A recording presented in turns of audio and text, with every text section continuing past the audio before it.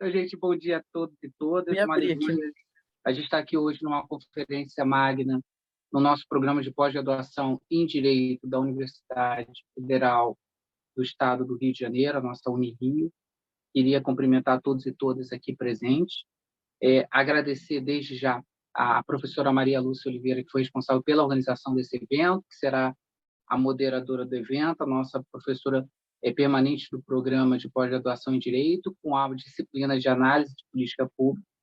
E hoje teremos a presença do professor Jean Baptiste, que é professor da área de Ciência Política do Departamento de Direito Público da Universidade Pablo de Olavide, além de fazer pesquisas na respectiva área, ele é autor de diversas obras acadêmicas em política comparada, federalismo e relações intergovernamentais e políticas públicas. A palestra vai ser exibida, ou melhor, vai ser transmitida com a linguagem espanhol, que foi combinado com o professor para poder facilitar, mas sintam-se à vontade, após a moderação da professora Maria Lúcia, para fazer perguntas, seja na língua espanhola ou seja na língua inglesa. Dear professor, thank you for coming here to our program. It's very nice to have you here. It's important to us have some international doctor who have some searches in public policies here. And so I give the word to you to initiate your respective conference. Thank you. Obrigado, Maria Lúcia, novamente. No final, se alguém quiser perguntar em português, me manda lá pelo WhatsApp a pergunta, porque aí eu vejo antes né, e formulo e faço uma tradução aqui para o professor no final. Né? Tentem fazer em espanhol, né? É uma oportunidade também que a gente tem aqui, né, de um intercâmbio internacional. Né? Ok, professor, thank you. Okay, so I'm going to share the screen. Voy a compartir la pantalla y primero tengo que pedir perdón porque estudié portugués durante un año, me gustaba mucho, pero soy incapaz de comunicar en portugués. Así que perdón de antemano. Voy a intentar hablar español de forma tranquila y distendida. Si no entendéis algo, mandadme un mensaje o levantad la mano, que no hay problema, ¿vale? Bueno, el PowerPoint que he preparado está en inglés, pero bueno, se entiende perfectamente. Si tenéis dudas, pues me podéis interrumpir en cualquier momento. Así que voy a compartir mi pantalla. La tengo aquí. Esa pantalla. Compartir. Y ya está. A ver si puedo. Ya está. ¿Lo veis todos y todas? ¿Sí? Bueno, está en inglés. A veces en inglés parece más serio, pero no es así. El inglés muchas veces es la forma de comunicar que tenemos. De hecho, en Europa comunicamos mejor los no británicos entre nosotros en inglés que con los británicos, que hablan mucho mejor. Así que es mejor el inglés internacional. Bueno, pues me ha presentado Emerson, estaba hablando con María Lucía también. Trabajo en Sevilla, en una pequeña universidad, pequeña obviamente en España, y María Lucía me decía que era más o menos el caso de vuestra universidad, la Federal, porque es más joven y más pequeña que las otras también. Así que compartimos cultura académica, imagino. Bien, hoy os quería hablar de enseñanza de las políticas públicas, pero como habéis visto en el título, voy a centrarme en un aspecto muy particular de la enseñanza, ¿vale? Contactasteis conmigo a través del manual que publiqué. Es un manual que publiqué porque no estaba contento con los manuales que tenía en mi universidad. Había muchos en inglés, algunos en español, pero no me gustaba ninguno porque eran muy viejos o muy espesos, muy caros, muy grandes. O porque un autor intentaba vender su propia teoría al resto del mundo y me parecía no me parecía neutro, ¿vale? Yo quería algo más objetivo. Así que publiqué un manual que tuvo bastante éxito. No me he hecho rico, no soy rico por el manual, pero sí que se ha difundido bastante en Europa y en América Latina. Este manual es interesante para saber un poco qué enseñar. Hay pistas, se pueden profundizar, pero es un manual sobre cuál es el contenido, cuál es el canon en el que uno puede apoyarse para dar clase y aprender sobre políticas públicas. Pero hace poco, hablando con colegas, empecé a reflexionar sobre, no sobre el qué, sino sobre el cómo. Cómo enseñar. Porque está muy bien tener las mejores teorías del mundo, pero si uno es incapaz de transmitirlas, no sirve, ¿vale? Todos somos investigadores, burócratas, pero sobre todo profesores. ¿Yo?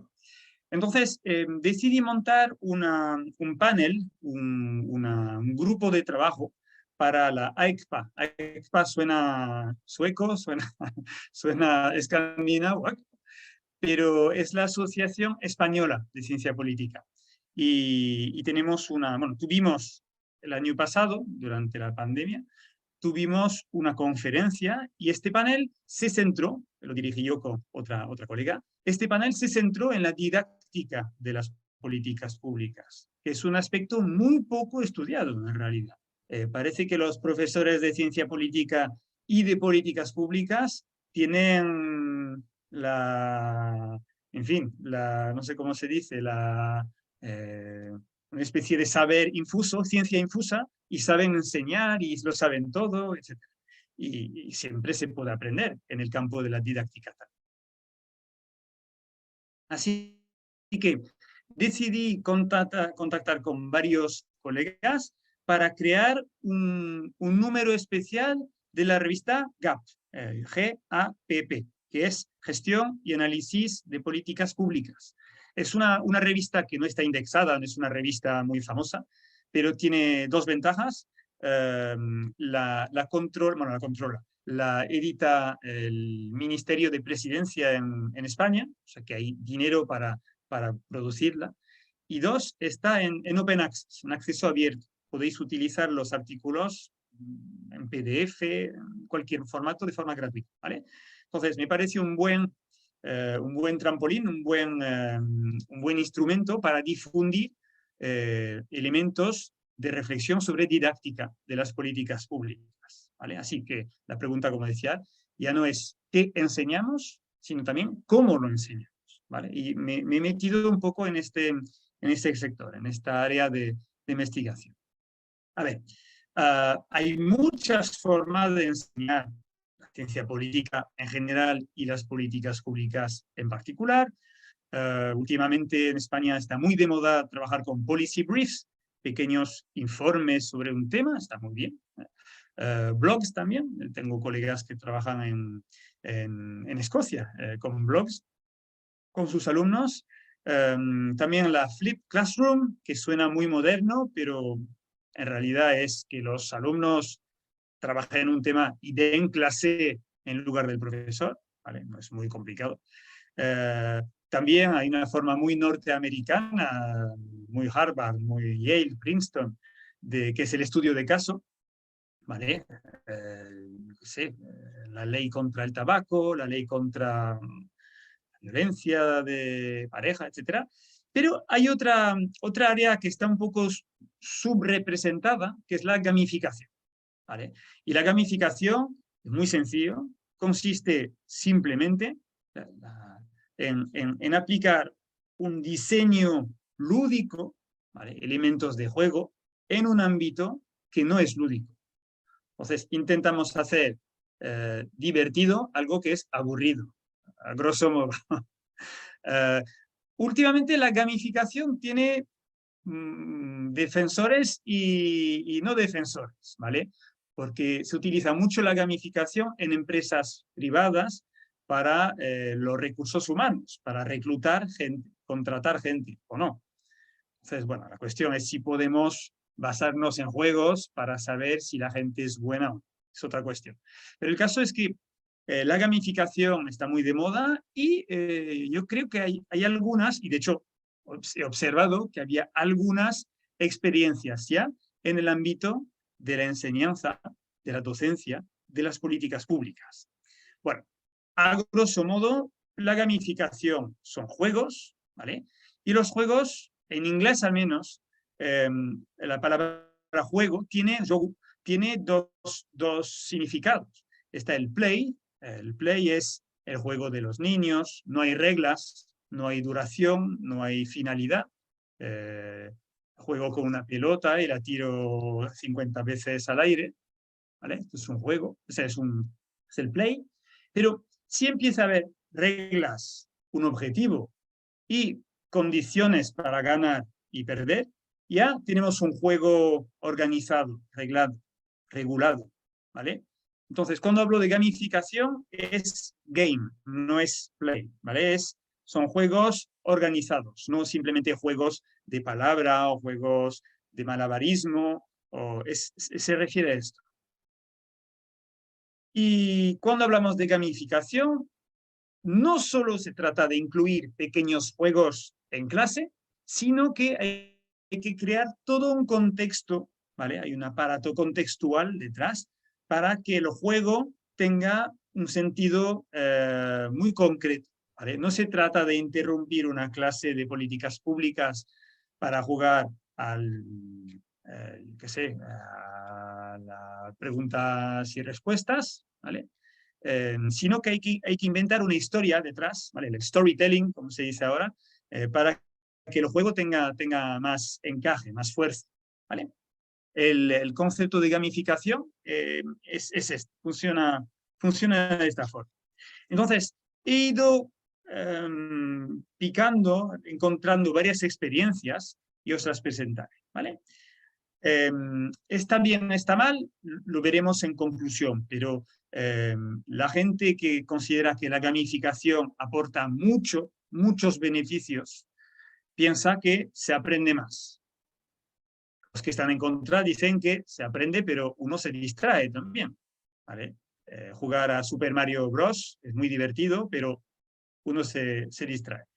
Hay gente que dice que se motiva más uno si juega, porque quiere ganar. Pero también repetir el mismo juego también puede provocar mucho aburrimiento. También pasa. También hay gente que dice, los defensores, piensan que el juego permite cierta inmersión en la materia, en las políticas públicas, por ejemplo, pero también puede generar ansiedad. Esto lo sabemos porque hay jugadores que se meten tanto que al final se estresan, genera estrés, ¿vale?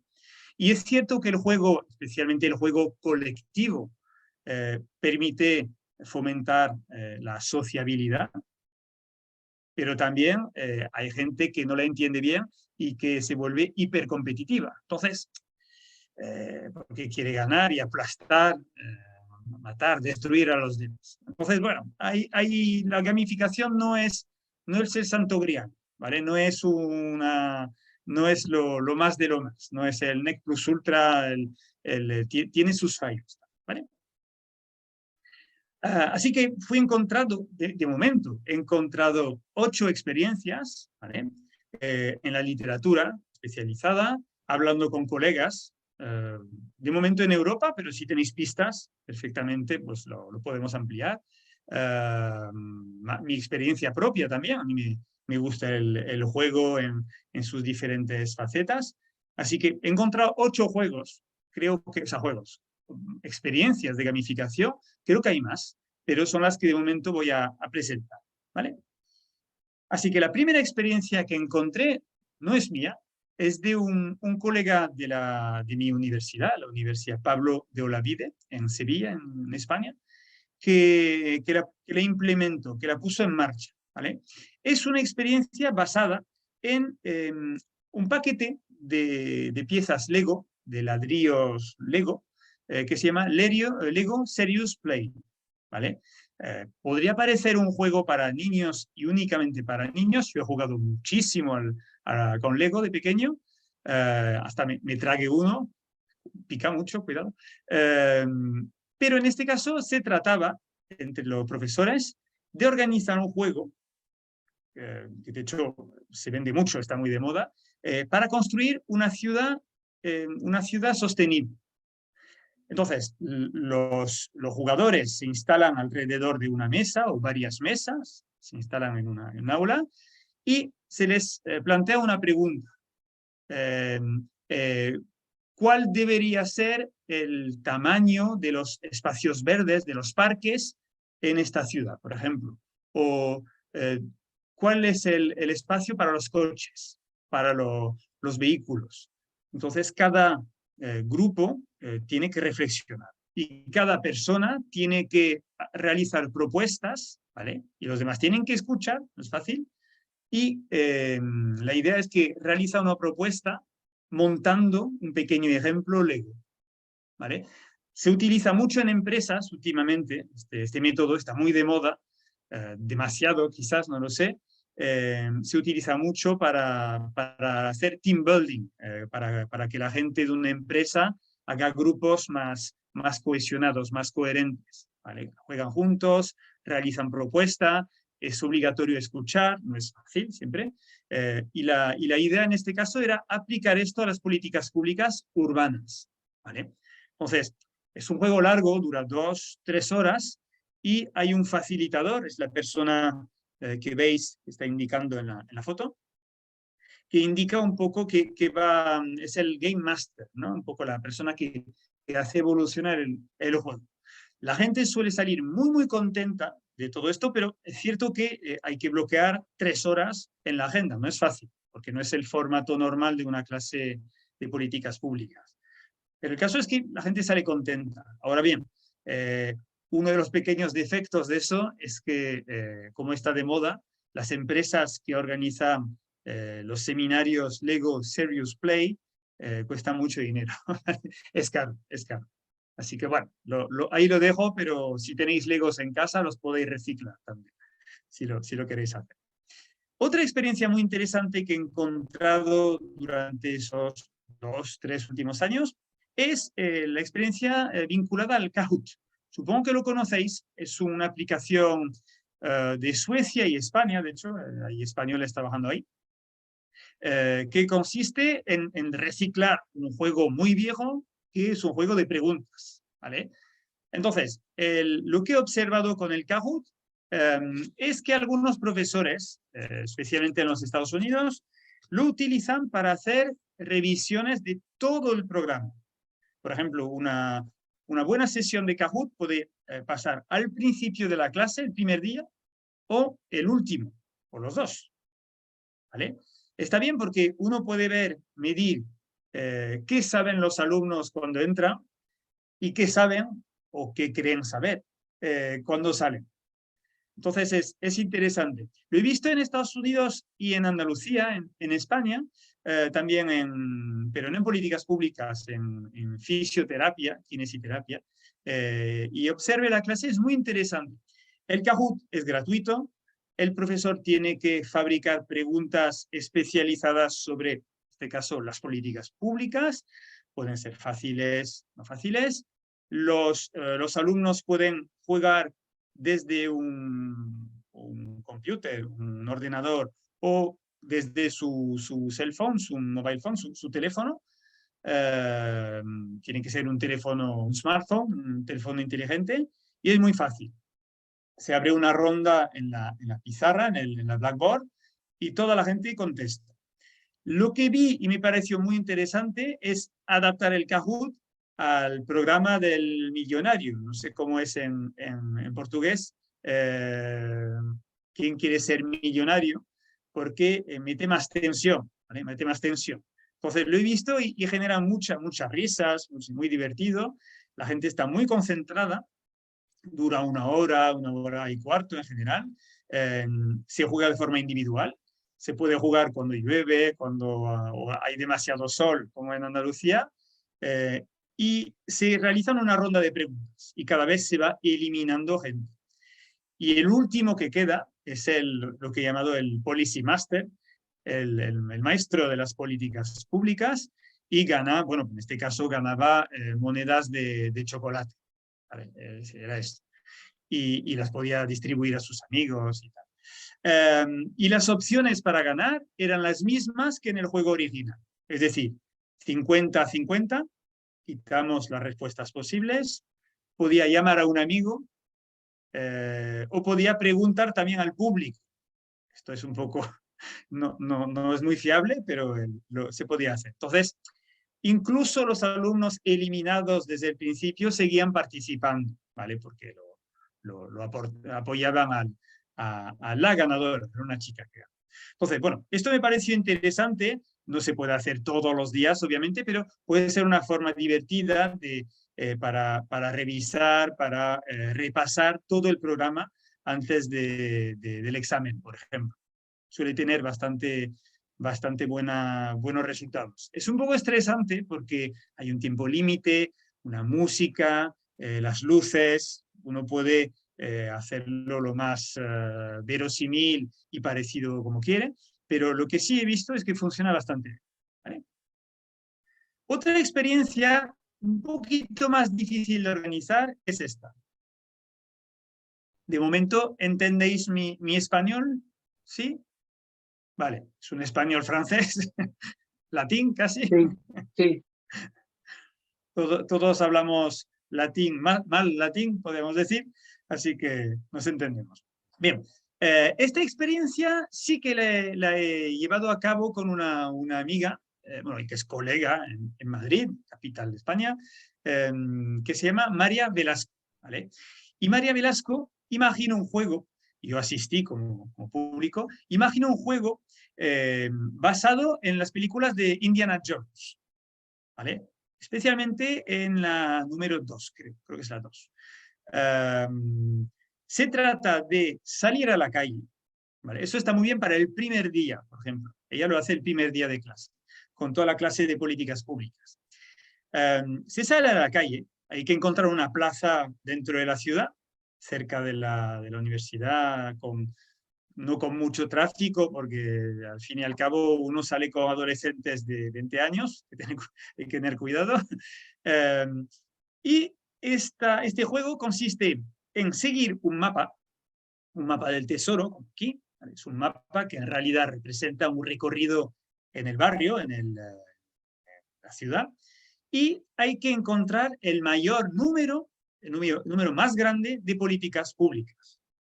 Hay que apuntarlas. Por ejemplo, la luz, el alumbrado público, la luz pública, no es magia, ¿vale? Alguien tiene que pagar la luz pública, instalarla, mantenerla, etcétera, etcétera. Los coches van sobre una carretera, en una calle, donde también hay que mantener el asfalto y todo esto. Hay cableado de internet que circula por ahí, y si se ve, hay que apuntarlo. Cada vez que uno apunta una política pública, tiene que sacar una foto para tener una demostración, una prueba, un elemento de demostración, ¿vale? Entonces, en este caso ganaron chicas, como siempre, y el juego tiene un tiempo límite. Entonces, los aventureros salen del campo base, del campamento, ¿vale? Como Indiana Jones, con la música, que venir con un altavoz, chan, chan, chan, chan, chan, chan. Salen, tienen que realizar su recorrido sin ser atropellado por un coche, es el mayor peligro en realidad. Y seguir todo el recorrido. El recorrido dura 30 minutos o 40, depende. Es una ruta urbana. Y cuando vuelven, se utiliza su hoja de ruta, su resultado, se mete en una caja y luego se compara los diferentes equipos, ¿vale? Son equipos de 4, 5, 6, depende de la clase. Es muy divertido, es un poco largo, porque son 2 horas más o menos. Es competitivo, quieren ganar, es divertido, pero es muy estresante para el profesor. Muy estresante, porque tienen 20 años.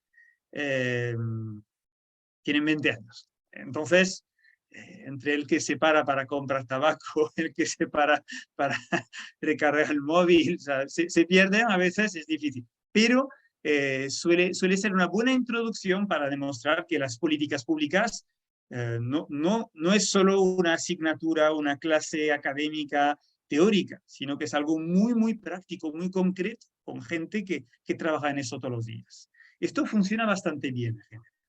requiere un poco de montaje, de preparación por parte del profesor, pero hay que reconocer que suele ser, cuando funciona y los alumnos, los estudiantes se prestan a esta experiencia, es bastante divertido. Bien, otra experiencia que sí he inventado yo en este caso es una experiencia que se basa en varias fuentes, ¿vale? Por ejemplo, una película que es muy mala, que se llama Rapa Nui, que pasa en la isla de Pascua, que es de Chile, lejos de Chile, pero esta película se basa asimismo en un libro de un geógrafo americano que se llama Colapso, creo, y que explica que los habitantes de la isla de Pascua mataron la isla y murieron por cortar los árboles para poder montar los moais, las estatuas para los dioses. Bueno, sabemos que no fue así. O sea, como siempre, fueron europeos que fueron a capturarlos, trabajaron como esclavos y cuando volvieron contaminaron a todos con enfermedades. Fue así de sencillo y dramático y trágico, ¿vale? Así que bueno, no fue así, pero bueno, la película se basa mucho en el... Bueno, esta película me dio una idea para trabajar con los alumnos con un juego de supervivencia, ¿vale? Donde se trata de sobrevivir. Hay otra fuente, otra inspiración, que es un juego de Alemania, un juego alemán, que se llama Catán. No sé si habéis jugado alguna vez, es un juego de mesa que se llama Los Colonos de Catán. Es un juego de mesa, los jugadores aterrizan en una isla y tienen que colonizarla, a grosso modo, ¿vale? Y entonces tienen que colaborar y pelear. Es siempre lo mismo. Me dio una idea, porque es un juego muy bueno. Si nunca habéis jugado, es muy divertido. Hay otra fuente, un poquito más lejana, alejada, que es un juego que había observado en clase de deporte en mi universidad, con profesores que son amigos, que son colegas. Es un juego, un macro juego con 50 personas, 80, donde se trata de sobrevivir en un mundo que se parece al mundo del Señor de los Anillos, ¿vale? Hay como pequeños pueblos, los elfos, los enanos, hay muchos los humanos, y tienen que sobrevivir. Y en realidad este juego me pareció muy interesante, y por eso lo apliqué, porque acaba cuando la gente cambia de forma de pensar. En mi juego me llevo a todos mis alumnos por grupitos, por pequeños grupos de 25 o 30, a un huerto urbano que tenemos en mi universidad. Hay tomates, hay lechugas, son profesores y alumnos que cultivan la tierra, es una hectárea más o menos, y hay pequeños cuadraditos, cuadrados de tomate, de frutales, de pimientos, etc. Entonces, lo que hago es que divido los alumnos en tribus, ¿vale? En pequeños poblados. Hay una tribu que tiene los tomates, una tribu que tiene los pimientos, una tribu que tiene las manzanas, etc. Y yo soy el Game Master, soy el maestro del juego. Y cada 5 minutos les doy malas noticias, muy malas noticias. La cosecha de manzana ha sido destruida en un 80% por el cambio climático. Os queda un 20% de la producción. Una nube de saltamontes acaba de comerse los tomates. Os queda un 30%. Esto genera mucho estrés entre los alumnos, entre las tribus, y el primer reflejo muchas veces es combatir, pelear. Entonces, bueno, hay recursos simbólicos, no arrancamos tomates, ¿vale? Ningún tomate sale lesionado de este juego, protegemos el huerto, pero sí tienen pequeños puntitos que se pueden robar, fichas, que pueden robar, que son puntos, ¿no? Y lo primero que piensan es robar, matar y destruir, ¿vale? Destrozar. Pero en todas las ediciones de este juego, hay un momento, en general al cabo de 40, 50 minutos, que se dan cuenta de que los recursos locales ya están desapareciendo. Queda un 20% de tomate, un 30% de pimientos, etc. Y es el momento en general en que toman conciencia de que es mucho mejor colaborar. Y cuando empiezan a colaborar, se unen para poner en marcha de forma racional el cultivo, la agricultura en esta isla ficticia, esta isla de ficción, para el juego. La primera parte está acabada, ¿vale? Todos descubren que se sobrevive mejor cuando hay colaboración que cuando hay destrucción, saqueo, robo, etc. Y lo hacen de forma natural, no saben qué va a pasar, ¿vale? Es un juego vivencial, lo experimentan ellos, ¿vale? Y la segunda parte del juego, y vuelvo a enlazar con las políticas públicas, es cuando les explico quién es Elinor Ostrom, qué son los bienes comunes, y les pregunto cómo gestionar esos bienes comunes. Porque claro, si tengo acceso a los tomates, lo primero que hago es robar todos los tomates. Y no quedan tomates, se acaban los tomates. Entonces, esto provocaría la muerte de la mitad de la gente. Entonces, les pregunto qué reglas podrían fabricar, elaborar para poder sobrevivir todos juntos en esta isla. Y ahí después les explico las famosas 8 reglas de Elinor Ostrom para colaborar protegiendo los bienes comunes. Y es un juego muy interesante porque hay todo un cambio de reflexión y una forma de pensar entre el principio y el fin, ¿vale? Al final se dan cuenta de que efectivamente matar al vecino puede servir una vez, pero ya está, no sirve más, ¿vale? El vecino no siempre es el mal. Así que bueno, esto es un juego que funciona bastante bien, puede ser un poco largo porque hay que bajar, etcétera, al huerto, no requiere mucha preparación, pero hay una reflexión antes y después, así que con 1 hora y media es un poco justo, pero funciona perfectamente. Lo he hecho ya varias veces. Perdón, veo una pregunta en el chat. Por favor. Está perfecto, gracias. No lo había visto. Otro juego mucho menos moral que os propongo aquí es un juego muy viejo que es de 1954. ¿Vale? No lo he inventado yo. Es un juego que se utiliza mucho en clase de relaciones internacionales, ¿vale?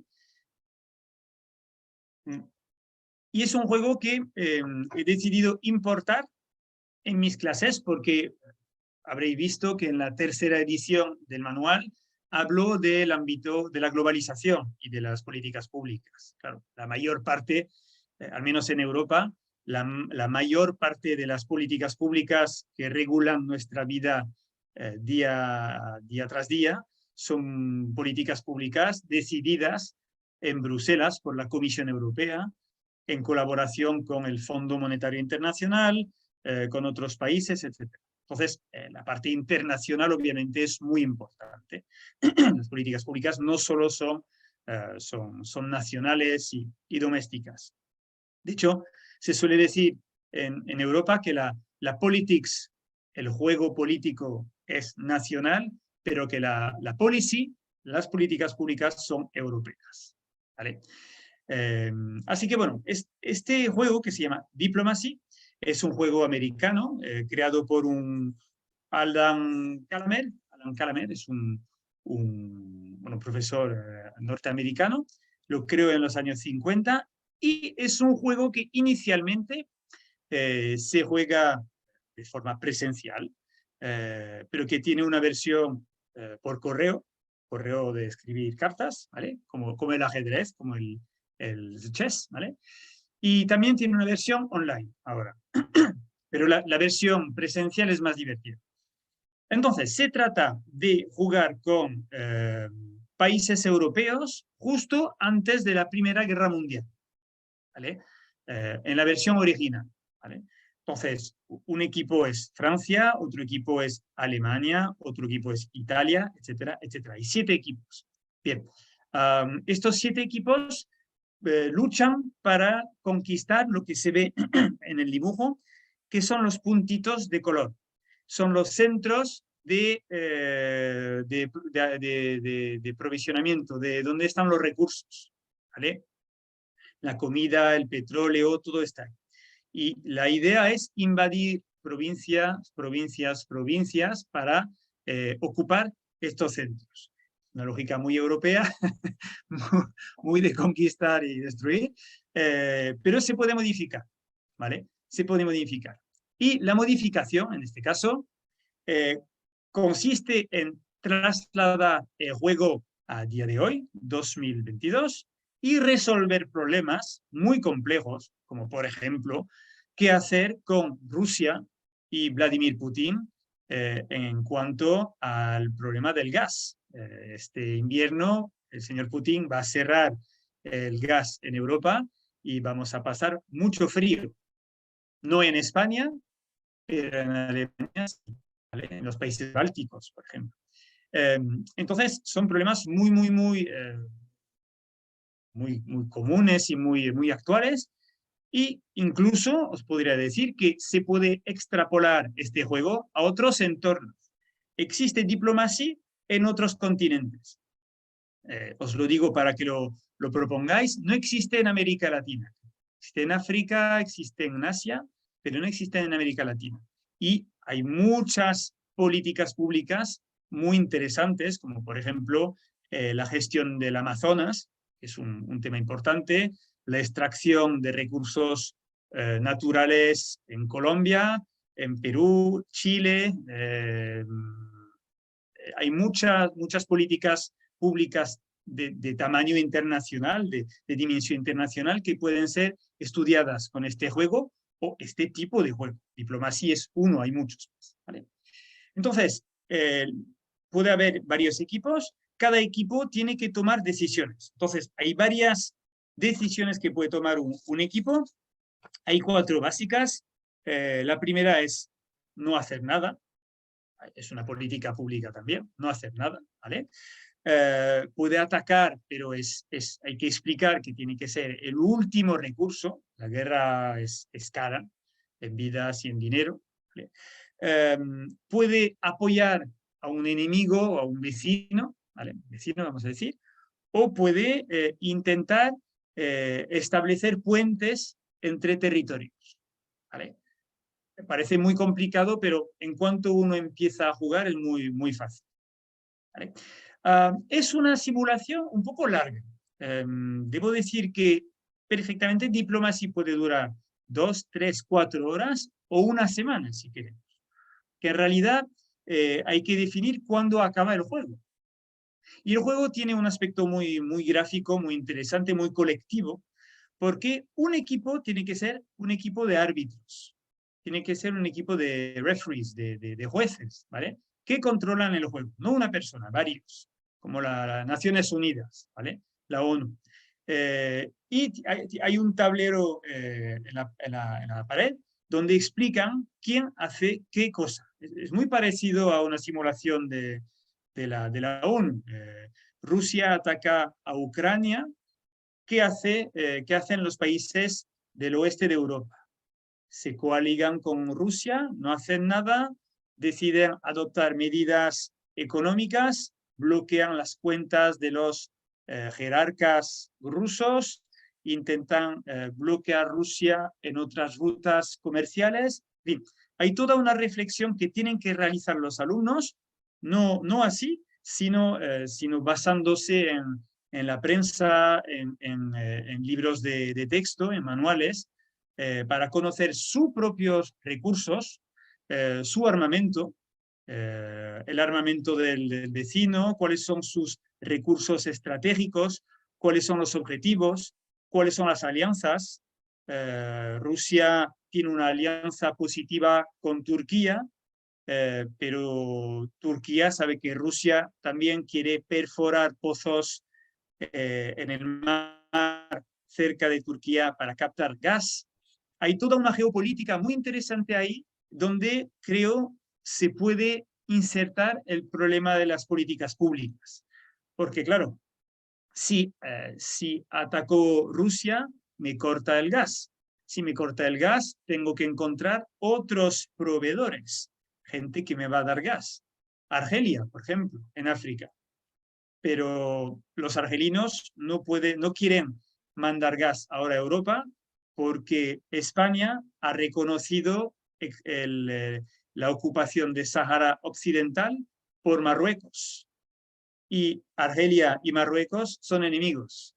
Entonces, Argelia no quiere dar gas a España porque este gas para España beneficiaría al resto de países de Europa. Hay toda una reflexión geopolítica muy interesante sobre qué se puede llevar a cabo con diplomacia, ¿vale?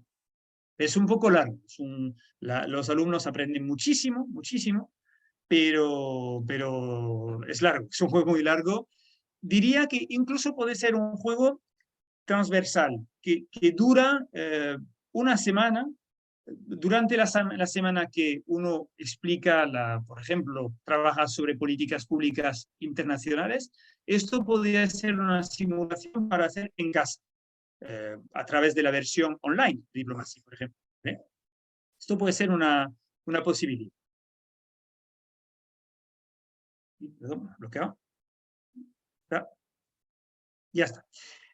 Otro juego un poquito más fácil para el último día de clase, por ejemplo, o el primero, es un escape room. No sé cómo se dice escape room en español ni en francés. Utilizamos la expresión anglosajona, el escape room. En este caso se trata de encerrar, o sea, de cerrar a los alumnos por grupos de 4, 5 o 6 en el aula y esconder pequeños rompecabezas, pequeños problemas sobre políticas públicas y saldrán solo, únicamente, si son capaces de contestar a estos problemas. Por ejemplo, cómo funciona la teoría de John C. Baumgartner para explicar por qué las políticas nunca cambian y de repente cambian mucho. ¿Vale? Hasta que no lo expliquen, no pueden salir, por ejemplo. Así que es muy estresante, pero funciona bien. La gente que no tiene otra elección suele aprender muy rápido. ¿Vale? Entonces, como ir a trabajar a Alemania, uno aprende alemán en 6 meses. ¿Vale? Cuando es para sobrevivir, uno aprende muy rápido. Es un escape room clásico, pero adaptado a las políticas públicas y suele ser muy divertido. ¿Vale? El único problema es el estrés y el tiempo. Hay que bloquear 2 horas porque hay grupos muy buenos que salen enseguida y otros que no son tan buenos y hay que sacar porque, no, porque ya mueren en el aula. ¿Vale? Esto es una forma de proceder. Y un pequeño juego casi olvidado, que se llama SimCity en los años 90 y ahora se llama MicroCity. Es un juego que se puede llevar a cabo en un aula de informática o en casa, y creo que es un muy buen juego, que ya no tiene tanto éxito, pero es un juego muy bueno para aprender sobre políticas urbanas. ¿Vale? Lo comentábamos con el juego sobre Indiana Jones, por ejemplo. Las políticas urbanas son muy complejas porque el juego MicroCity, SimCity, transporta al estudiante a una ciudad ficticia y es alcalde, el jefe de la ciudad, y tiene que hacerlo todo: transporte público,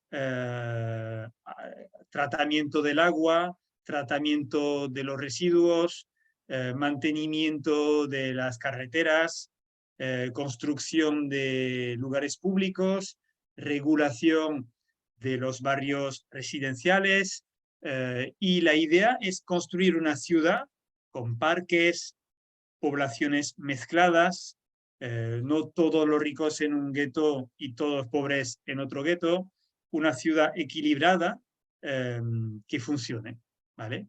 De vez en cuando hay huelgas, violencia, etcétera, y hay que encontrar soluciones. Pero claro, cada política provoca, permite hacer, o sea, cada política tiene aspectos positivos y negativos. Si mejoró mucho el transporte, no tengo tanto dinero para mejorar el alumbrado. Si no hay bastante luz, puede haber atracos, ladrones que roben cosas. Entonces, luego tengo que meter más policías, pero más policías es caro. Entonces, hay que gestionar el presupuesto público, el dinero público de la ciudad, como si uno fuera el alcalde absoluto de la ciudad. Es un juego que tuvo mucho éxito en los años 90, ahora no tanto, pero tiene una ventaja, es que es gratuito ahora. MicroCity es un... O sea, el inventor de SimCity ha decidido, Will Wright, me lo apuntaba, ha decidido poner a MicroCity gratuito en Internet. Entonces se puede jugar. Y se puede jugar entre todos los alumnos de la clase. Entonces se puede formar un concurso donde el mejor alcalde de MicroCity recibirá un premio, una copa, o chocolate, o guarana, no lo sé, lo que más les guste. Y suele gustar mucho. Pero, repito, es un juego un poco largo, porque SimCity no tiene fin. Entonces, la mejor forma que he encontrado cuando he jugado con mis alumnos es fijar una fecha de principio y fijar una fecha de fin, incluso con una hora. El sábado 3 de julio a las 23,59, 23 horas 59 minutos, ¡pim!, se acaba el juego.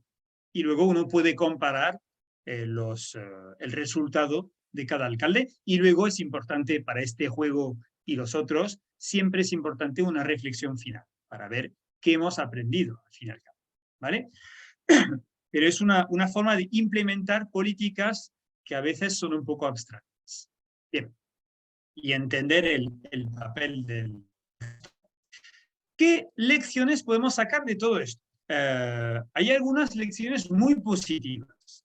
Cuando he hablado con colegas o he leído la literatura o con mis propios estudiantes, he aprendido que les gustan mucho estos juegos, ¿vale? Son juegos que rompen un poco la rutina de la clase, de las 2 horas de clase cada semana, pum, pum, pum, y les gusta hacer cosas nuevas, ¿vale?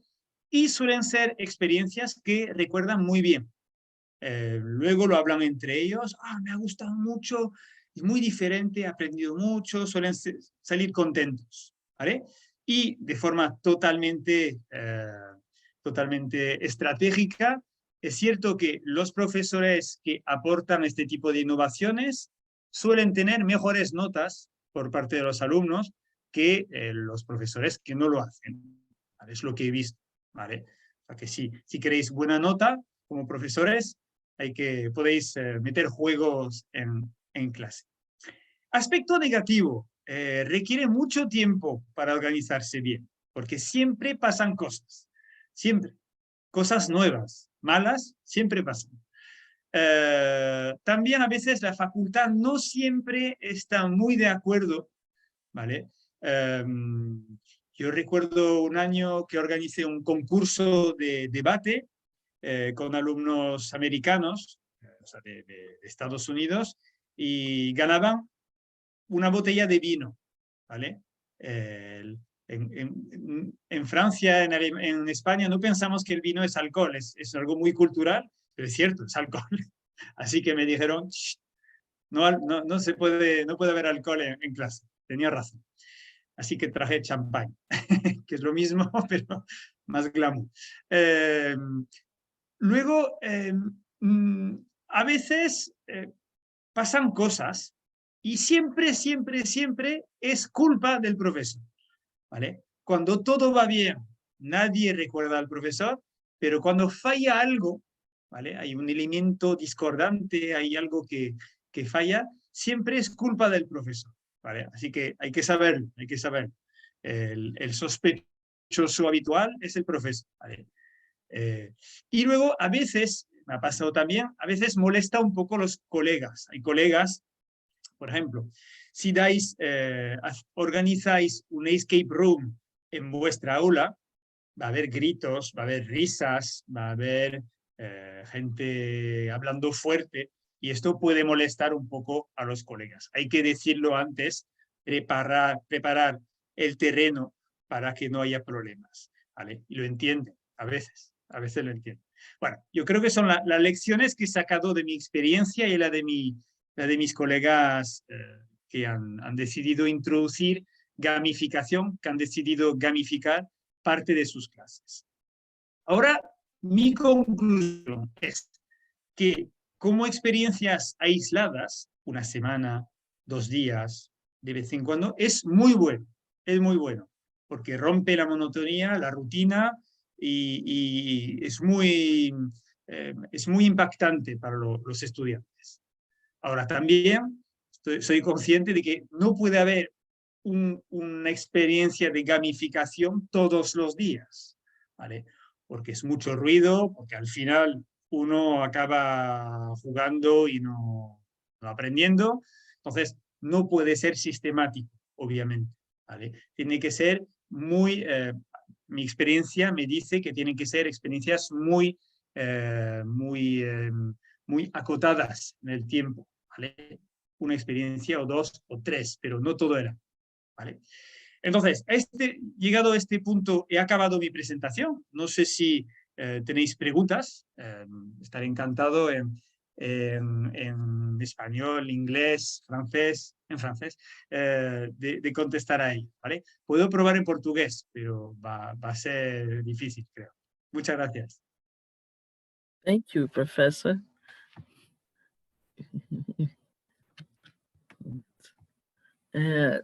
I like very much your exposition, and it's interesting to see how to apply gamification to public policy analysis, to the study of public policy analysis. And I think public policy analysis in particular is a knowledge that it has this practical dimension that helps us to work with gamification, and also I think all possibility we have to not only to innovate, but to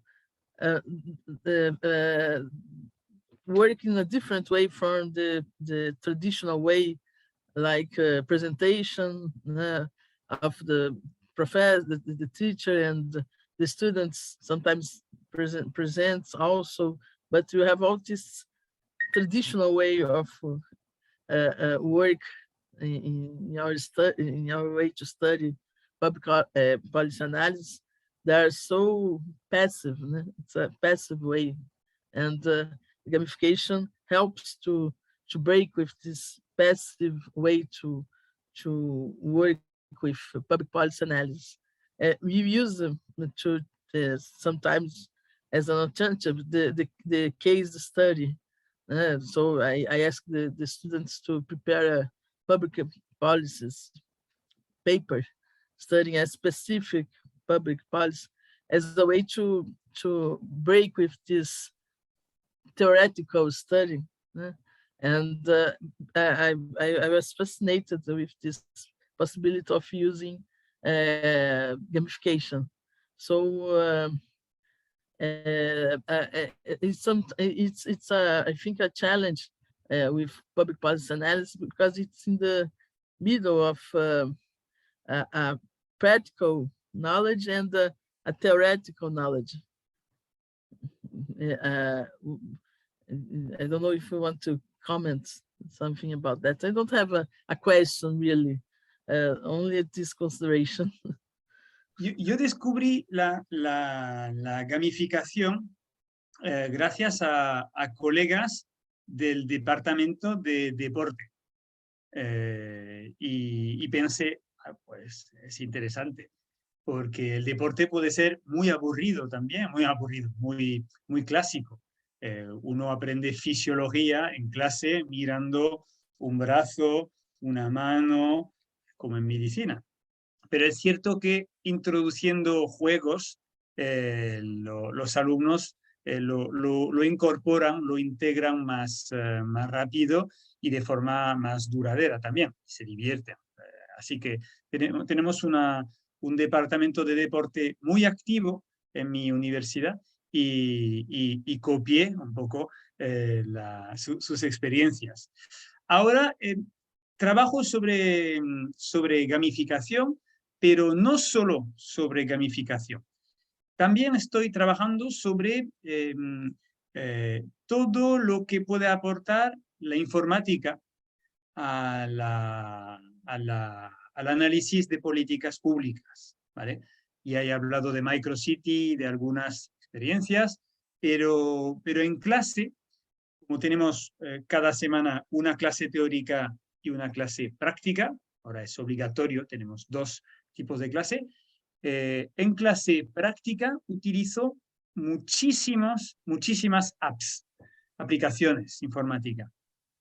Y he desarrollado un catálogo de 10, 11, 12 aplicaciones, tengo que mirarlo, que os puedo mandar, que son gratuitas, estables, más o menos, y que se pueden utilizar. Y el hecho de irse del aula, de la clase teórica a la clase práctica en un aula de informática, también cambia un poco la dinámica de la clase. Por ejemplo,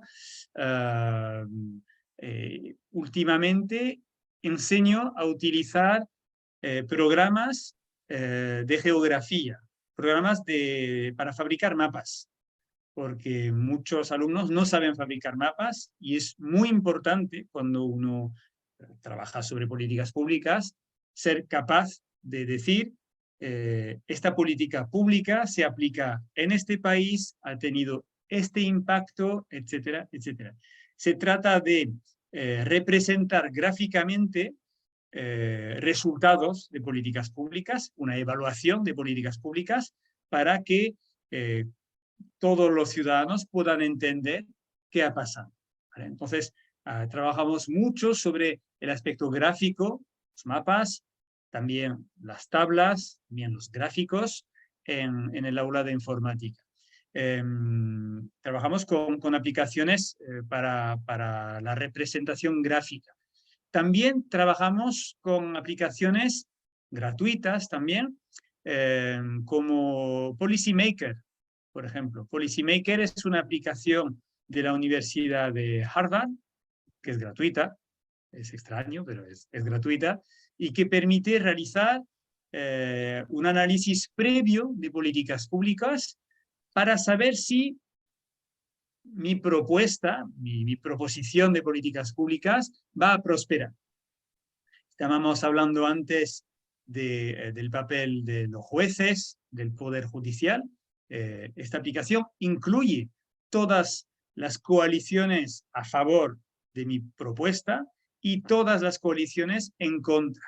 Y entonces permite evaluar, calcular si voy a ganar, voy a poder implementar mi política pública o no. Es una aplicación muy interesante también. Asimismo, utilizamos otras aplicaciones, por ejemplo, para realizar estudios cuantitativo con FSQCA. Es una aplicación no muy estable, a veces no funciona, pero suele funcionar para poder medir el impacto de políticas públicas sobre muestras de 20 casos, hasta 20 casos. No es muy grande, no es muy pequeño, comparamos 20 casos. Esto lo hacemos también También tenemos una aplicación para calcular para toma de decisión, para tomar decisiones a través del sistema Delphi, que permite tomar decisiones colectivas en base a una pregunta única y expertos que van influir, o sea, que van contestando en círculo, etc. Hay muchas aplicaciones informáticas gratuitas que se pueden utilizar en clase. Si uno no quiere gamificar, también le queda otra alternativa, que es el aula de informática y estas pequeñas clases, estos pequeños cursos sobre un tema muy concreto que ilustra un aspecto de la teoría. Y suele gustar mucho también. Los alumnos salen contentos. Los españoles, pero sobre todo los alumnos Erasmus, que son los alumnos europeos que vienen de otros países a España y que no lo suelen hacer. Así que hay otras alternativas respecto a la gamificación. La gamificación es un poco larga, a veces funciona, a veces no, pero no tiene por qué ser el único horizonte, el único objetivo del profesor o de la profesora. And not monopolize the professor, but you are publishing, I think, the 3rd edition of your Análisis de Políticas Públicas. Am I right? The 3rd edition. Perdón. Yeah, the third edition. Yeah, the 3rd one. Yeah. Yeah, it's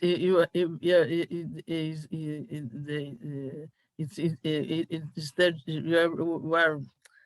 is already in the press. library. Yes. It was published 1 year ago, and yes, this is the 3rd one. I added.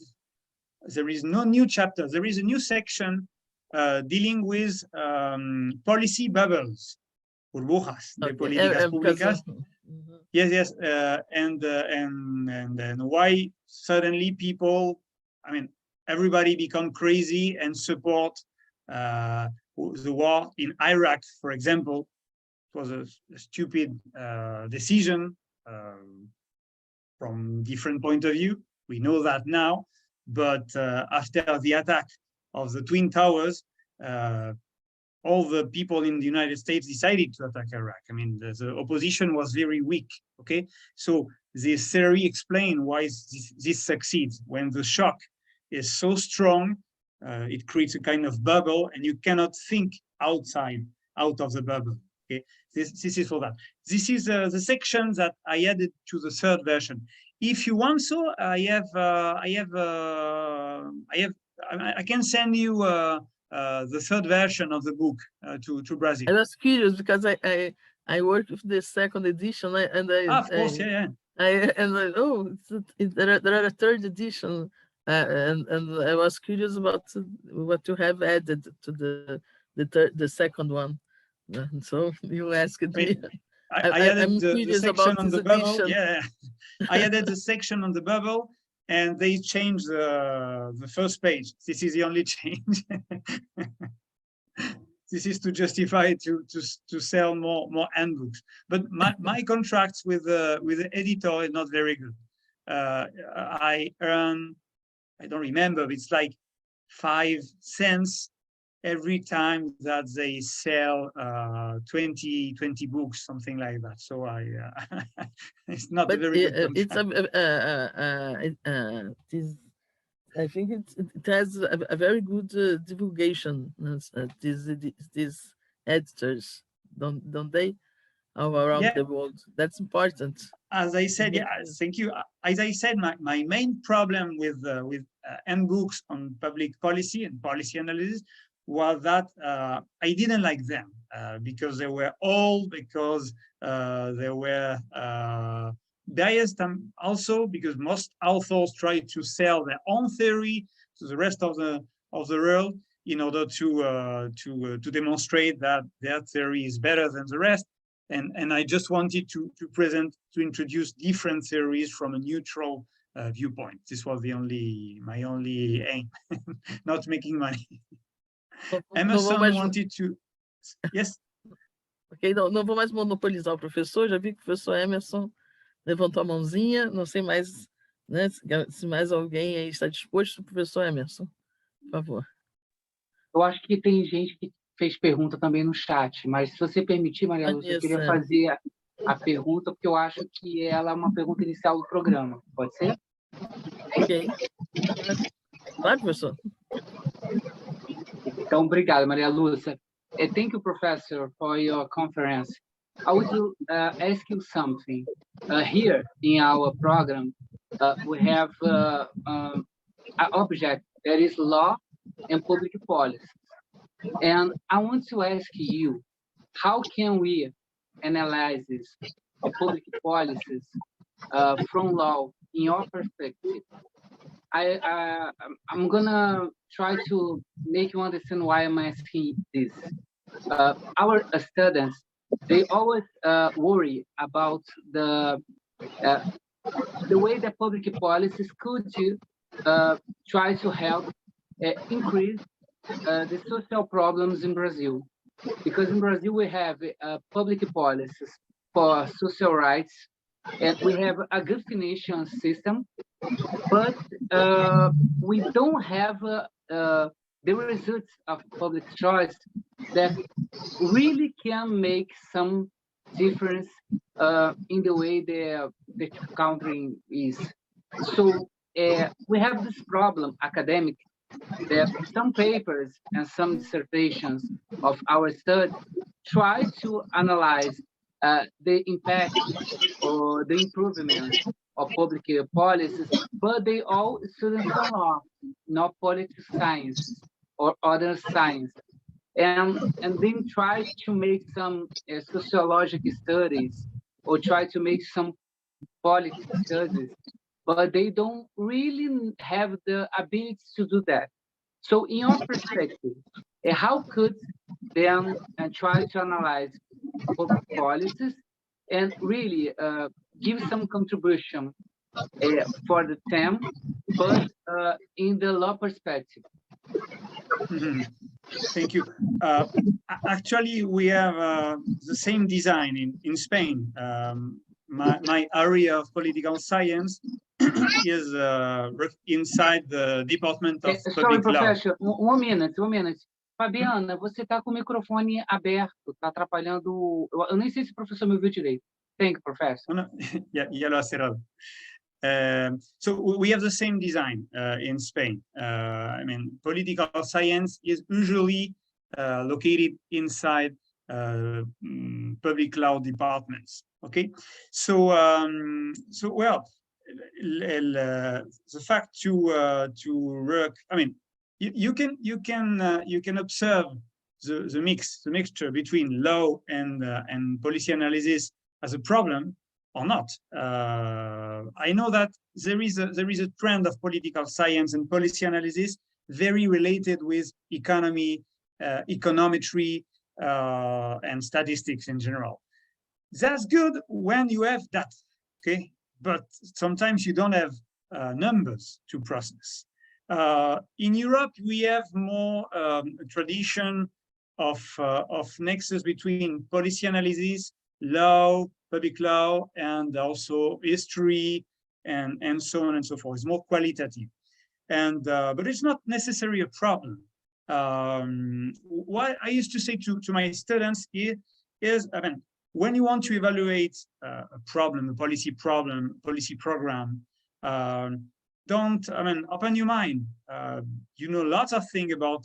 I mean, you cannot analyze properly a policy analysis if you don't have any idea about law. You have to have a good knowledge of law, at least the policy process, when the law is accepted, when it becomes a bill, and so on and so forth. You have to know that, okay? And the different places, different forums to block or to support the law, okay? Well, so this is the first step. But of course, evaluating a policy and a policy, a public policy, looks better when you use statistical data, and but it depends on the context, of course. I mean, you complain about Brazil, but in lots of European countries, there is no tradition of policy analysis. In Spain, sometimes you can find some reports about policy analysis, but it's very it's a minority of people do that. In general, different levels of government don't like to be analyzed and to be studied from people from outside. So they don't want to be watched, okay, to be observed. So it's difficult here too. Okay, so sometimes it's not possible to analyze a policy, basically because nobody gives you the data and they don't open the door. Okay, so your problem is more or less our problem. Of course, when you talk about social policies, big things, I mean, with lots of money, with lots of people, it's necessary to do that in order to know if we spend the money correctly, if we get better results or not. It's necessary to do that, but it's very, very difficult in Brazil, in Spain, but also in countries like the United Kingdom or the United States, because you know that spending public money, I mean, between the report and the reality, sometimes there is a gap. Okay, you don't spend exactly the money as it is written. So it's important to evaluate public policy from a statistical viewpoint, but my opinion is that you have to use all your instruments, law instruments, also sociological instruments. You have to speak with people, with policy leaders, with the audience, with the public of the policy, in order to know what is their view about that. It's important to use all those instruments, sociological, judicial, in order to analyze, because it's difficult, basically. And if you want to have a broad idea of what succeeds, you need to use all these tool sets. Okay, so Brazil is not an exception. In Spain also we have lots of problem with that. Thank you, Professor. So you think that if you have some issues with data, we have probably to use some studies of other science, like economics, sociology, because I'm asking that because we have only 2 years to do these studies, present those works, and they don't have time to empirical search, and then don't have the skills for that, because here we work more with theoretic search. So my ask for you is if they better use dates from other science and other pages from those science, and not do the search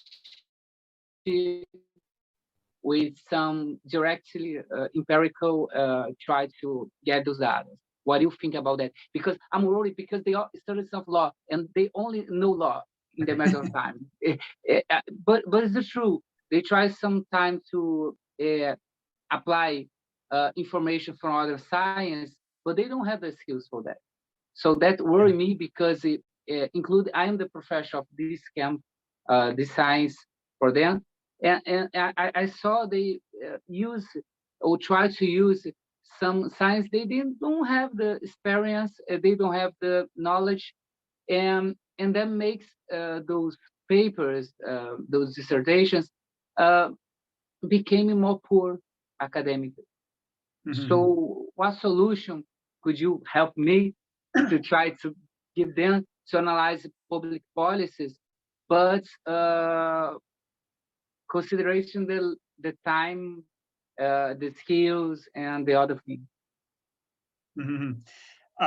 It's a short period of time, of course, but I don't see necessary tension between a theory and praxis in this case. I mean, empirical praxis. I talked about the technique of the case study. And a case study can be a very good opportunity to study a very specific policy or piece of policy from different angles, okay? From a voluntary and personal viewpoint, because in general you choose something you're interested in, and it can complete your training. You receive classes from different viewpoints, and you also study a very specific case that you're interested in. And you have a certain period of time. It's always very frustrating, I know that. And you can use all the tools that you want, okay? You can pick with whatever you want. So, I mean, in Europe now it's compulsory to propose at the end of the study, your higher studies. It's compulsory to study. I mean, to propose a kind of small PhD. I mean, a small thesis. Okay, and in general, students have a choice vis-a-vis the topic, and you're surprised. I mean, sometimes you have the feeling that people don't learn anything in your course, but when you observe the final result, you say, "Hey, they were listening to the class." So it can be. I mean, the case study and the focus, the long focus on a single topic can be a way to complete that. Okay, I was surprised recently during the presentation of the how do we call that, TFG, Trabajos de Fin de Grado in Spain, because lots of students demonstrated that they were listening in class. It was a good surprise, but that they were very good experts in their field. And sometimes those fields were very, very specialized. For example, I remember someone from Turkey working on the geopolitics of gas in the Turkish waters and the struggle between Malta, Turkey, Greece, in order to catch. I mean, I had no idea about this topic, and this girl demonstrated that she was completely aware of that. Okay, and she led different interviews with policymakers. She studied, and she was she was an expert in this field, really. Another guy, also another student, decided to compare the level of efficiency between different programs of fight against poverty in Africa, different countries of Africa. It's difficult, but he tried. I mean, invented an index in order to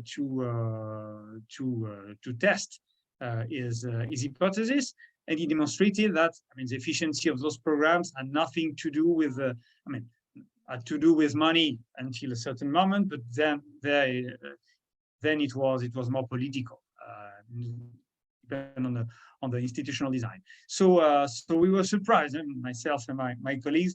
The use of case study can be a very, very way to complete what you say in class. I have the same problem that you. I mean, sometimes I have the feeling to preach in the desert, in the middle of nowhere. But well, so at least 60% of students learn something. Okay.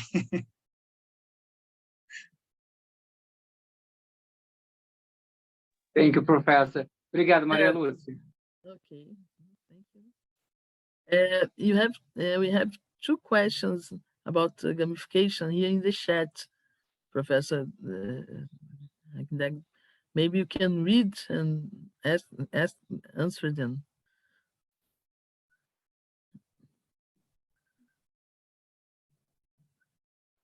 Andrea? I don't know. First, okay. Can I? Okay. Andrea wants. You want to ask? Acho melhor você ler para ele, Maria Lúcia. I read the questions they propose here in the chat. Sorry, I didn't see the chat. Sorry. Then I can. Vanessa Terezinha Souza. Vale. Ahí está. Claudia asked also Okay. something. Does gamification help the identification of complex problems and the impact of possible solutions? I will say that it has more to do with solutions, at least the different games that I try to implement. Basically, because the game, this is a problem, gamification. It's a very good point. Gamification, just like simulation, is organized by someone. And this someone creates an environment, creates a world, creates a game, creates the whole elements of the game. So the problems are not necessarily all identified. An example, when you use SimCity, or what is the name, MicroCity, it's a very good way to resolve problems, to manage money, public money. You have to pay transport, you have to clean water, you have to pay the salary of civil servants. Okay, but MicroCity is an American, Northern American game. So the design of the city is not a European design, or at least not a Mediterranean design. In Southern European countries, cities are much more concentrated, okay, because of problems of water supply. And in Northern America, you can build lots of houses, individual houses everywhere, which is not a good thing because you need more space, you destroy more environment, you need more tubs, more connections to provide internet, water, and so on and so forth. Okay, so the solutions are not very well identified. You only ask people to resolve problems. Okay, so gamification is better for identifying solutions than identifying problems. Okay, that's why I say that gamification is just a part of teaching. Okay, case study, for example, is very good for that because you can observe by yourself that the main problem has different causes, different solutions, and it also depends on the viewpoint. Immigration is not a problem; it can be very good for a country. Okay, it depends on the viewpoint. Okay, you can observe that immigration is horrible because it dissolves your race, or ethnically speaking. Or it can be a very good opportunity because you need people to work in your country and to grow. Okay, so case study allows, as I said, to focus more deeply on problem. Gamification is just a way to break the routine, okay, and business as usual, and to find solutions, creative solutions. And the other question was a question by Claudia Nunes. Según tu experiencia, jugar antes de los exámenes hace que el ambiente sea más o menos estresante antes y durante los exámenes. Realizando gamificación antes de los exámenes, ¿los resultados son mejores o peores o iguales? Cuando jugamos, cuando gamifico, en general no es justo antes de los exámenes, porque los alumnos no vienen a clase. No vienen a clase. En general, se saltan la última clase, ¿vale? Es un error, porque en la última clase digo cosas que estarán en el examen también, ¿vale? Yo no soy un profesor duro, tough professor. Yo digo en clase lo que voy a preguntar. Digo, voy a preguntar esta cosa y esta cosa. Y esta es muy importante. Y esta la tenéis que saber. Y después les doy una guía de estudio. Pues muy yankee, muy norteamericano, study guide. Donde se dice lo que voy a preguntar. Esto. Y aún así hay gente que falla. No sé cómo, pero hay gente que falla. Entonces, cuando gamifico antes. Si esto es el semestre, empezamos el semestre y antes de la mitad y durante la mitad gamifico. Luego, antes de los exámenes, no gamifico. Pero la experiencia me demuestra que a pesar del ambiente más distendido, más divertido, el nivel de estrés es el mismo, porque creo que el estrés es individual. Cada uno pone el listón, pone el estándar, pone el objetivo donde quiere. Gente que tiene objetivos inalcanzables, quiere un 10, un 10, un 10, un 10, un 20, no sé cómo va en Brasil. Gente que quiere salvarse, 5, y gente que quiere una nota decente, ¿no? 7,5, etc. Entonces, depende mucho de la persona. No tengo claro que haya una conexión, una correlación entre gamificación y estrés en los exámenes y teóricamente hablando, y no la puedo verificar porque empíricamente no gamifico antes de los exámenes, porque no hay nadie.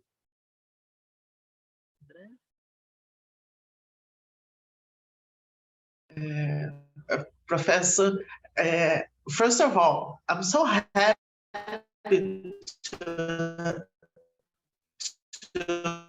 we have you here, Oliveira, and also Professor Moura for this meeting.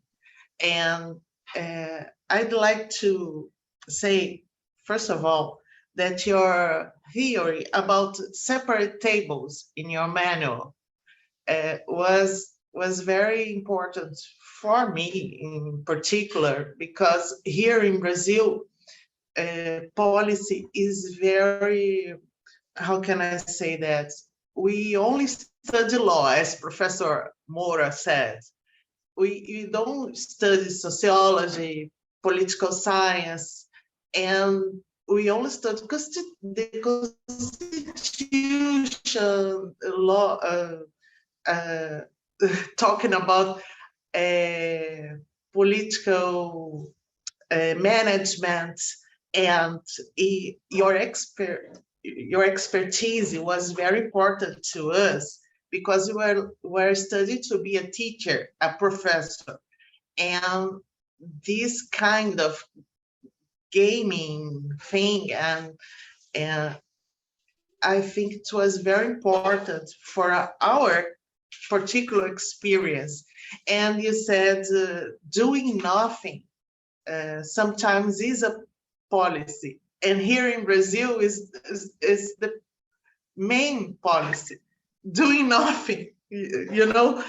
And I'd like to ask you more about, that said, I'd like to ask you about your new theory about these policy bubbles. I thought it was very interesting. And can you tell more about that? Yes, thank you, Ferran. But don't stress about law or not.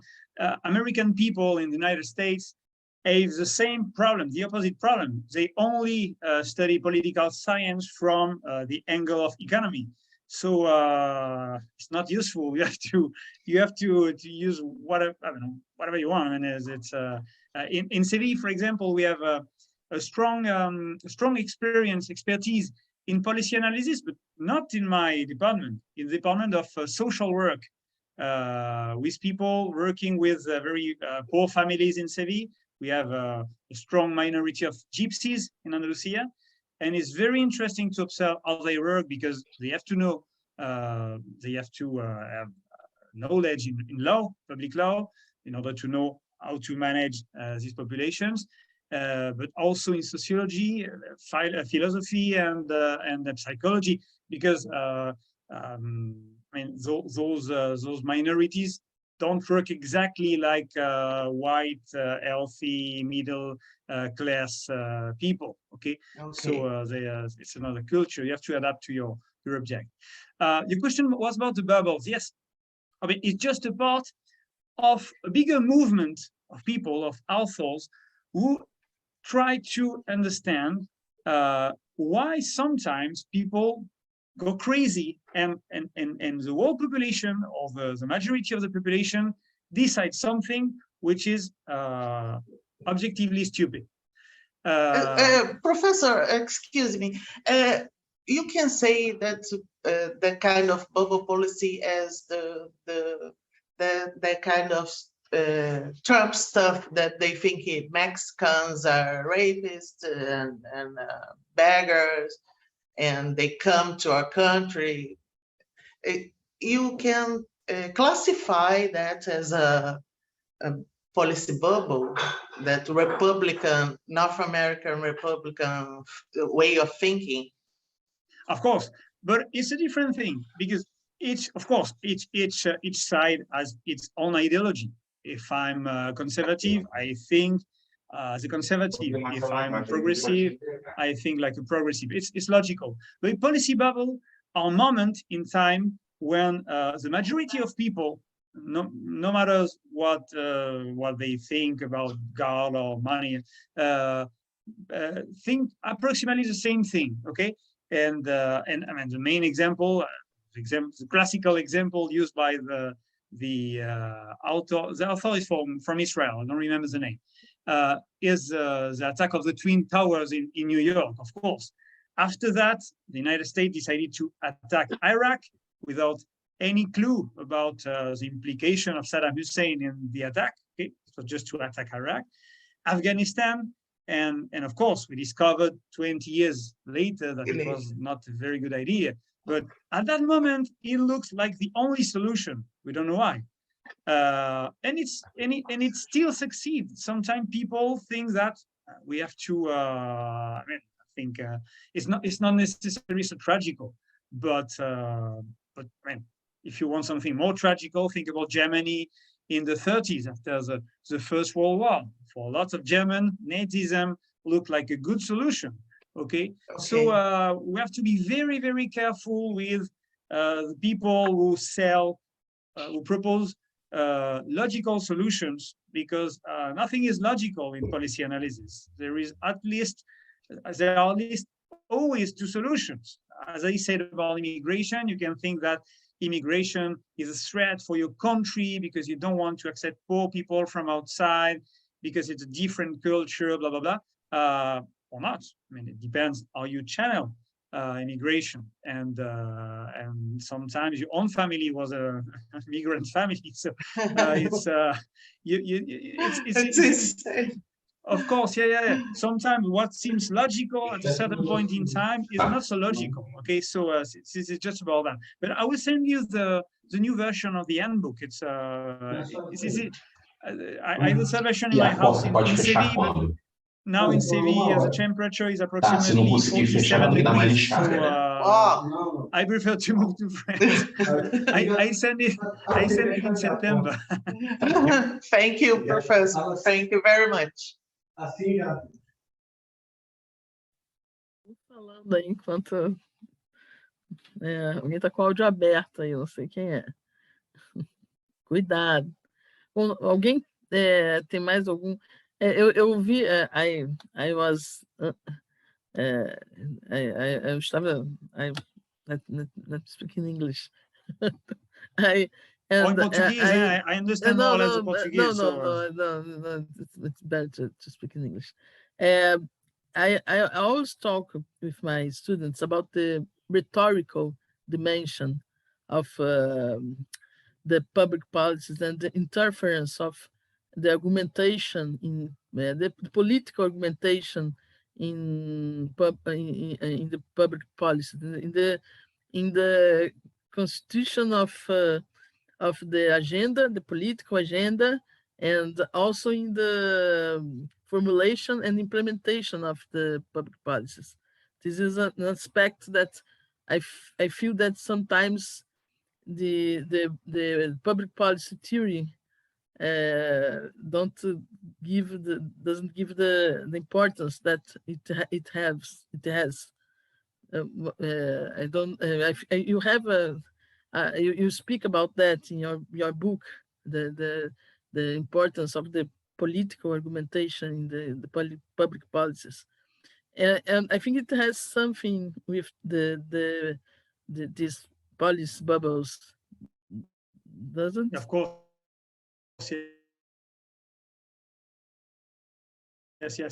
Yes, because people are very, very talented and able to convince the rest of voters.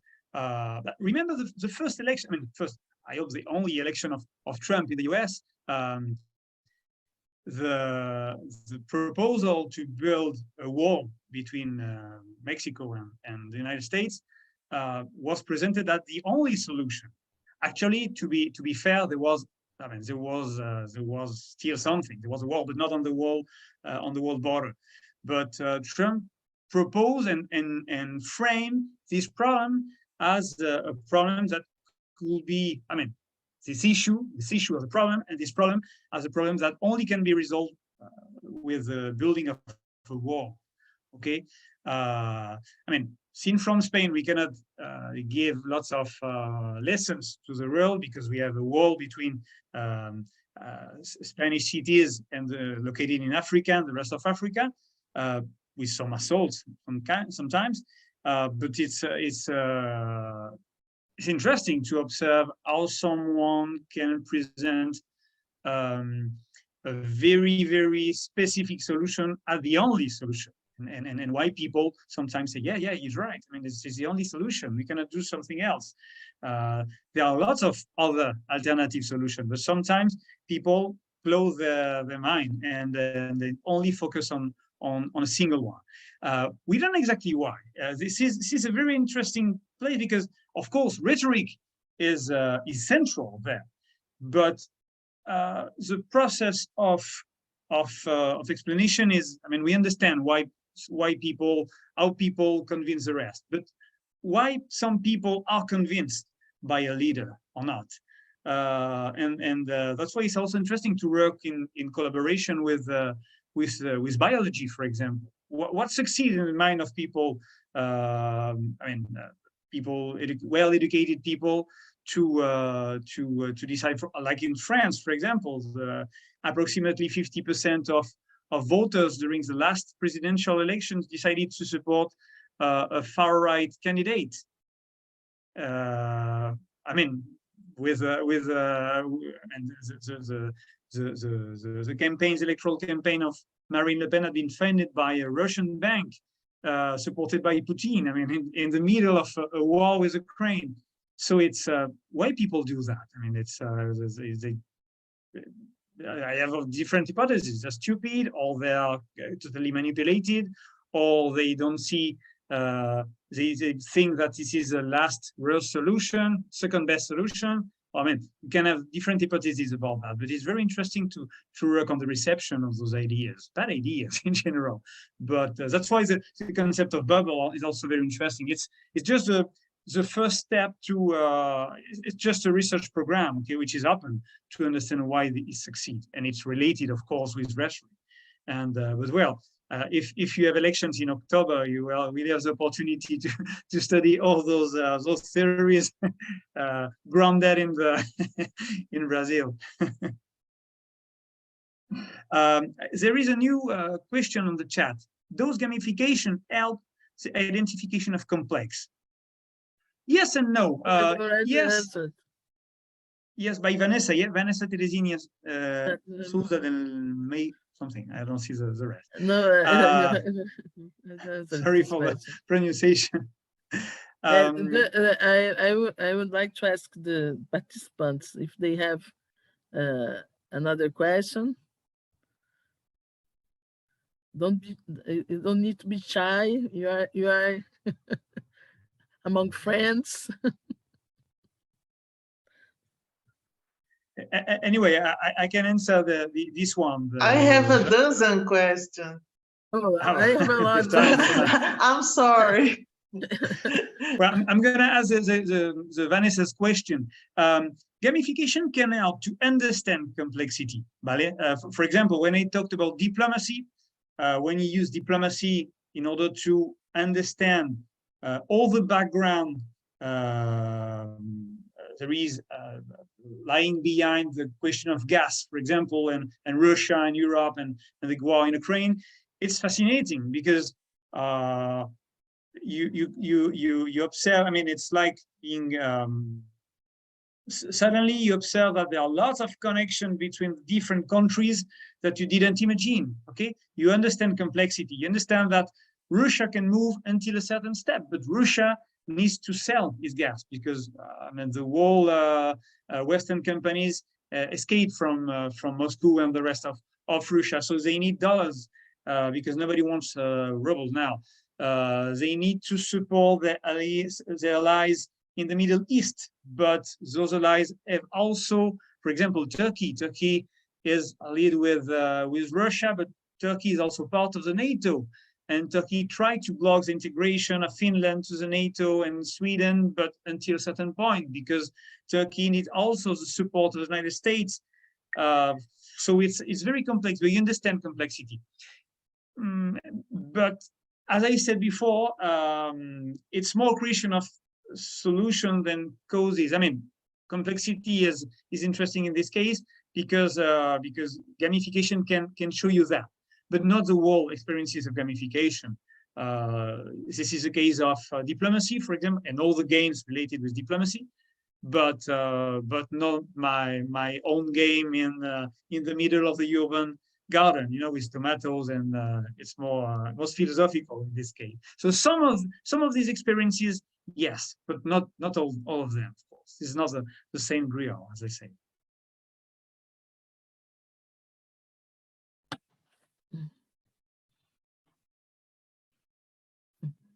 Gustavo Ribeiro has a question, or at least there is a golden M.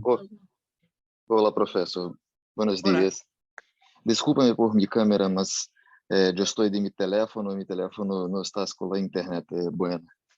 Bueno, yo soy abogado, yo trabajo en la mayor distribuidora de gas del mundo. Nosotros estamos con algunas discusiones por todos los países, ¿no? Estamos con muchas discusiones con los gobiernos, los políticos.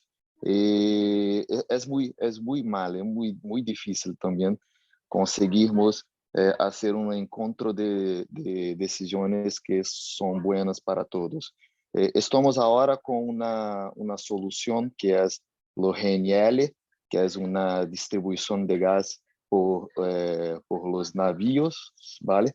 Estamos con estas discusiones con Alemania, con España principalmente, mas es muy complicado.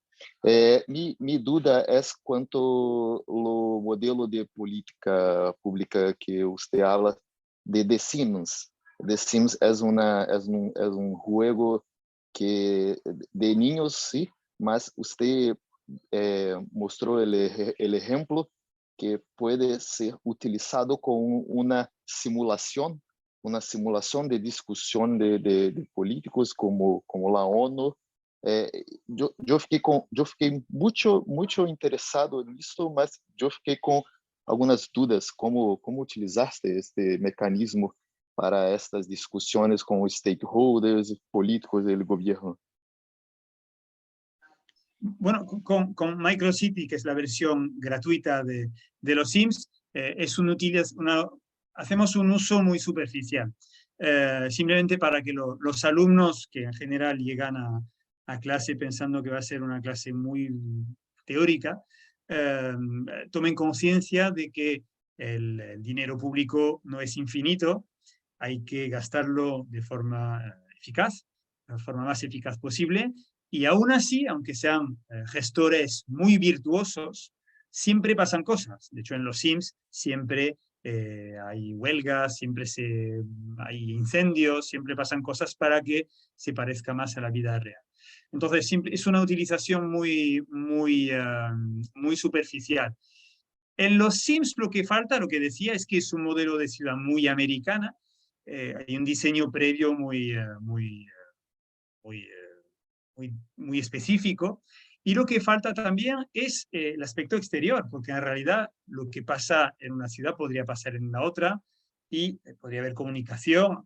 Ahí en los Sims hay un mundo cerrado en realidad, ¿no? Un poco como la película The Truman Show, no salen de ahí. Entonces esto es una cosa que falla y que podría servirnos para precisamente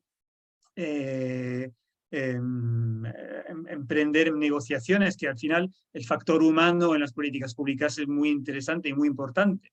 Incluso cuando el gestor en los Sims negocia el fin de una huelga, negocia con el ordenador. No es que haya varios jugadores jugando en la misma ciudad. Hay uno que es una especie de dios ex máquina que lo dirige todo. Entonces es muy artificial, y por eso hacemos un uso muy superficial de los Sims.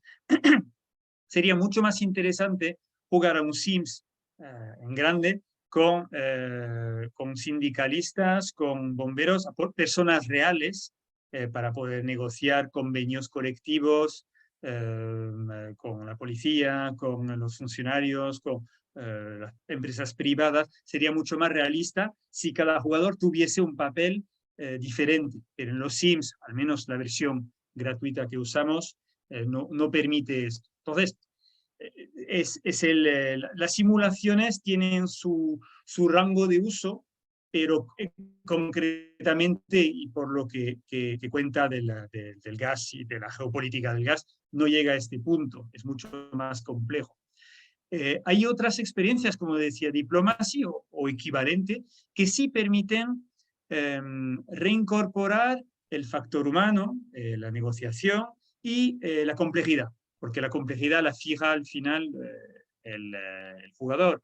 Si uno trabaja sobre gas, cualquier otro recurso, no sé, uranio en África, tiene que saber dónde está el uranio, cómo tratarlo.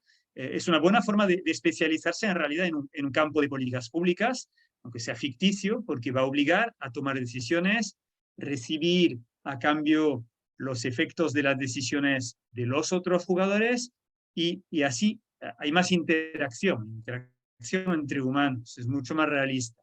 Pero los Sims en concreto, o sea, SimCity, no siempre permite esto. Al final uno interactúa con una inteligencia artificial que bueno, es más lista que yo, pero que no tiene un rango de soluciones ya prefabricadas. No permite creatividad, digamos. Y entiendo que si trabaja en el sector gasístico, usted va a necesitar mucha creatividad ahora para ocupar esos mercados. Sí, entonces yo tengo que solicitar a la empresa de Microsoft que haces un The Sims personality. Total. Gracias, profesor. Muchas gracias. Sí, quería insistir en esto que la gamificación está muy de moda, me parece muy interesante, pero no creo que pase de esto. Creo que es una pequeña moda, creo que está bien saber que existe, que es, pero no resuelve todos los problemas. Da un poco de interés, rompe la monotonía, pero ya está. Luego, al fin y al cabo, lo que suelo decir a mis estudiantes es que es muy triste, pero para aprender hay que estudiar. No hay otra forma. Mejor si estudiamos algo que nos interesa, así nos involucramos más. Gracias, professor. Bom, gente, mais alguém? Alguém? Gabriela? Não. Quem mais está com a câmera aberta aí? Quem são os... Sarita? Não. Precisa chamar pelo nome aqui. So I think André is laughing. So Eu acho que até pelo tempo, Maria Lúcia. I think and now that we have this opportunity to know Professor Jean-Baptiste Hagendegger, I think that you have other opportunities that we can continue to talk about public policies analysis. I thought that this morning was fantastic. We learned a lot, and we have to thank a lot Professor Hagendegger, and begging him to stay in contact with us for that you can continue to learn with you. Thank you, Professor. Thank you. Thanks to your structure, your university. Thanks to you concretely. I just want to give you my email, just in case if you're interested in those debates. Okay, it's easier than Jean-Baptiste Hagendegger. It's just JBHAR,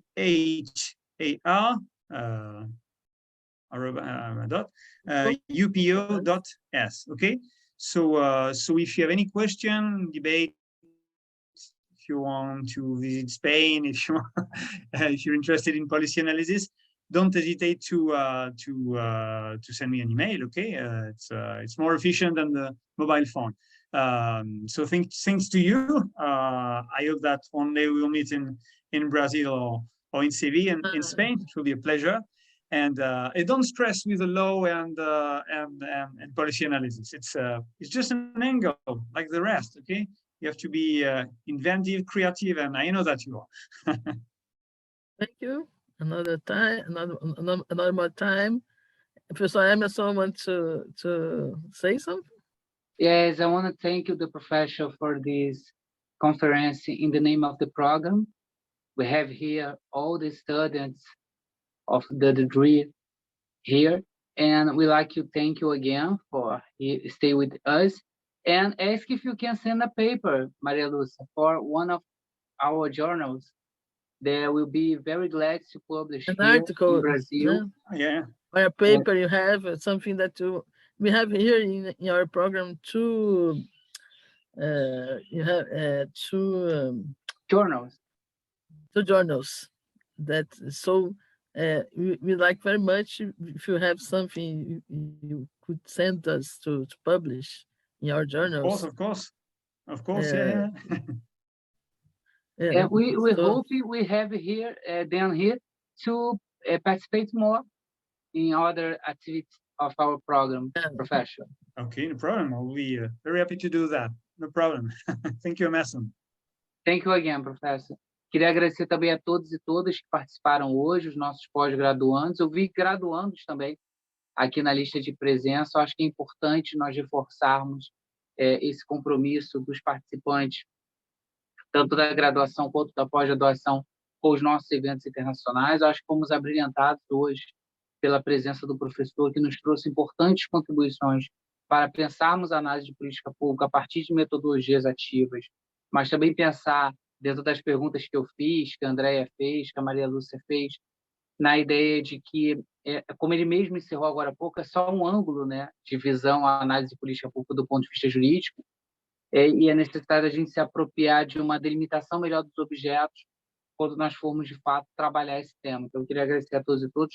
Maria Lúcia, parabenizar de novo pelo convite do professor, junto com a Vanessa, não é isso, que ajudou você, o Fábio Vanderlei, toda a equipe, Andréia, perdão, o Fábio Vanderlei e toda a equipe de mestrandos que permitiram a realização desse evento, organizando. Eu queria também deixar o meu agradecimento, novamente agradecer o professor, e, se a Maria Lúcia permitir, declarar encerrado a nossa conferência magna de hoje, tá ok?